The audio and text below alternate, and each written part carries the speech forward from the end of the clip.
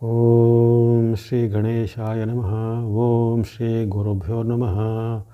ಮೇಷರಾಶಿಯವರಿಗೆ ಯುಗಾದಿಯ ಹಾರ್ದಿಕ ಶುಭಾಶಯಗಳು. ಯುಗಾದಿಯ ಭವಿಷ್ಯ ಮೇಷರಾಶಿಯವರಿಗೆ ಇದೇ ಮಾರ್ಚ್ 30ರ ಆರಂಭದಿಂದ ಮುಂದೆ 2026 ಮಾರ್ಚ್ 19ರವರೆಗೆ ಇರುವಂತಹ ಶ್ರೀ ವಿಶ್ವಾವಸು ಸಂವತ್ಸರದಲ್ಲಿ ಸ್ವಲ್ಪ ಸವಾಲುಗಳು ಸಂಕಷ್ಟಗಳು ಬರುವಂತಹ ಒಂದು ಸಂವತ್ಸರ ಆಗಿರುತ್ತೆ.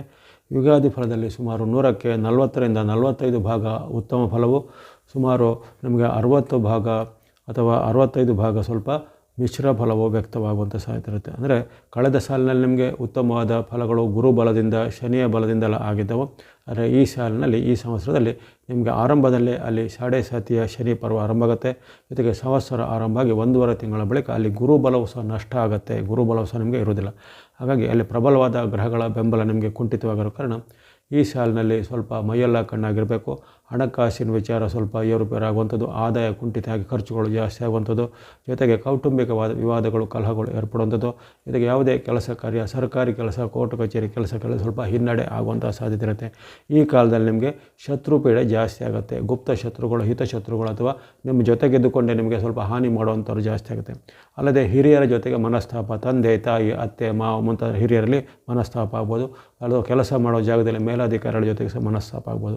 ಅದೇ ರೀತಿ ಸೋದರ ವರ್ಗದಲ್ಲಿ ಸಹ ಬಾಂಧವ್ಯ ಕೊರತೆ ಬರ್ಬೋದು. ಆಸ್ತಿ ವಿವಾದ, ಹಣಕಾಸಿನ ವಿವಾದಗಳು ಈ ಸಂವತ್ಸರದಲ್ಲಿ ಹೆಚ್ಚಾಗ್ಬೋದು. ಅಥವಾ ನ್ಯಾಯಾಲಯ ಕೋರ್ಟ್ ಕಚೇರಿ ಕೆಲಸ ಕಾರ್ಯಗಳು ಈಗ ಸ್ವಲ್ಪ ನಿಧಾನ ಆಗ್ಬೋದು, ಅಥವಾ ಅದರಲ್ಲಿ ನಿಮಗೆ ಅಪಜಯ ಸೋಲು ಉಂಟಾಗುವ ಸಾಧ್ಯತೆ ಎಲ್ಲ ಬರುತ್ತೆ. ಅದೇ ರೀತಿ ನಿಮ್ಮ ಒಂದು ವೈಯಕ್ತಿಕ ಜೀವನದಲ್ಲೂ ಮನಸ್ಸಿನಲ್ಲಿ ಸಹ ಒತ್ತಡ ಚಿಂತೆಗಳು ಜಾಸ್ತಿ ಆಗುತ್ತೆ. ಇದಕ್ಕಿದ್ದಂತೆ ಮನಸ್ಸಲ್ಲಿ ಸ್ವಲ್ಪ ನಕಾರಾತ್ಮಕ ಭಾವನೆ, ಸಿಟ್ಟು, ಆತಂಕ, ಭಯಗಳು ಜಾಸ್ತಿ ಆಗುವಂಥದ್ದು. ಹಾಗೆಯೇ ಮಾಡುವಂಥ ವೃತ್ತಿ ಉದ್ಯೋಗದಲ್ಲಿ ಸಹ ಹಾಗೆ ಎಲ್ಲ ನಿಮಗೆ ಕಳಪೆ ಪ್ರದರ್ಶನ, ಅಂದರೆ ಅಲ್ಲಿ ಆದಾಯ ಕುಂಠಿತ ಆಗಿ ಖರ್ಚುಗಳು ಸ್ವಲ್ಪ ವಿಪರೀತ ಬರೋದು, ಅನಪೇಕ್ಷಿತ ಖರ್ಚುಗಳು, ಅನಿರೀಕ್ಷಿತ ಖರ್ಚುಗಳು ಜಾಸ್ತಿ ಆಗೋದು.